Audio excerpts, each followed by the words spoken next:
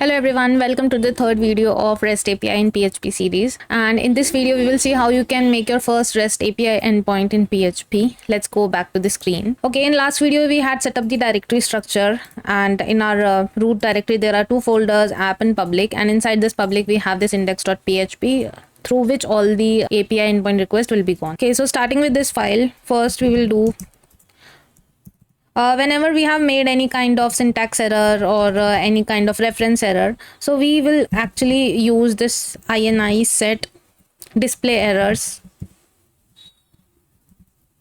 to 1. What it will do is that whenever there is any kind of error, it will show it right on the screen. And one more is the error reporting. This we will make it as e all, so it will also show here we are defining that any kind of either it could be an warning or either it could be an error, show everything on the screen. Now starting with the code, first we will create two variables. One would be the method and the other would be the request URI.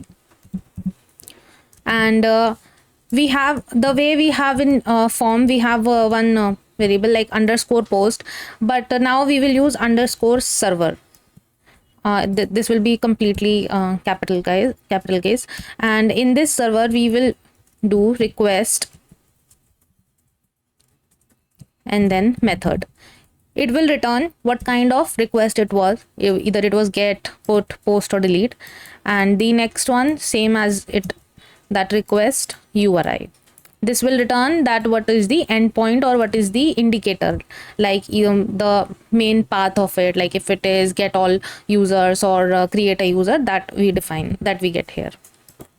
Okay, now these two things are here, and now we will create a logic that if the method is, since we are just making it for the test purpose, so we will use if it's get and also.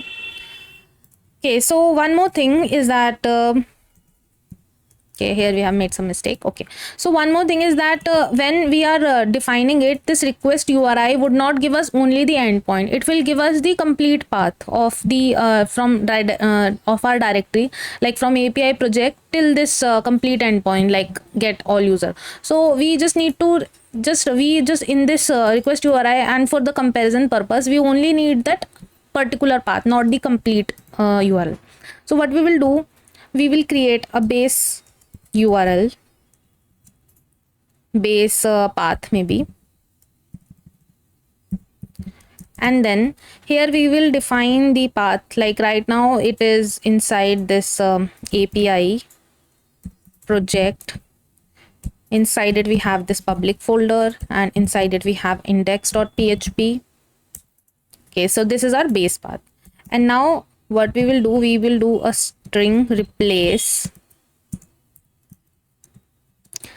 We will put this base path because we want to eliminate it and replace it with just empty string, because we don't want anything, just normal.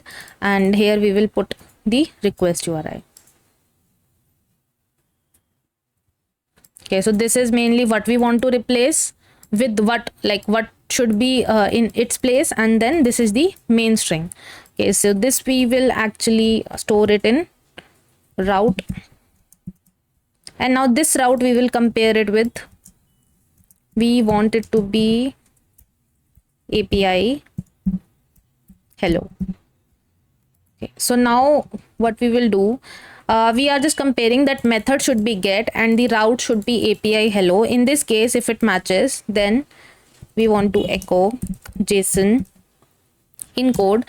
This is one of the function that I had previously talked about, that PHP has the inbuilt kind of functions for JSON, so that's why we prefer JSON with PHP. And now here we will write message. This is mainly the kind of response we want to send.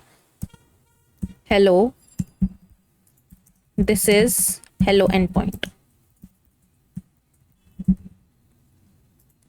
So this will be sent as the response. And now we are sending the JSON, but also we can mention it in the header, so that when the request is sent, it will, at the first point, it will just let the browser know that it is a JSON kind of response.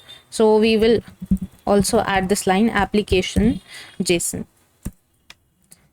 Okay, so now it is done. Let's just check the path, etc. once. Request URI. Okay, here we have made the spelling mistake again. Yeah, so everything seems fine. Let's just try to hit it.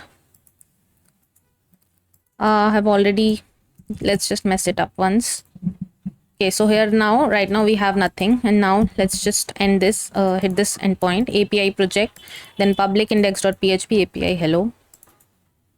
Okay, so you can see that now we are getting the message. This is the hello endpoint, so it is working perfectly fine. This is how you can hit the first endpoint. This is how we will use the approach. We will do this not all in all the requests. We will create a separate function for each. So this we will see in the upcoming videos. In the next video, we will see how you can set up the database connection and how we can execute the queries from database directly. Okay, so that's it for the videos. Thank you for watching.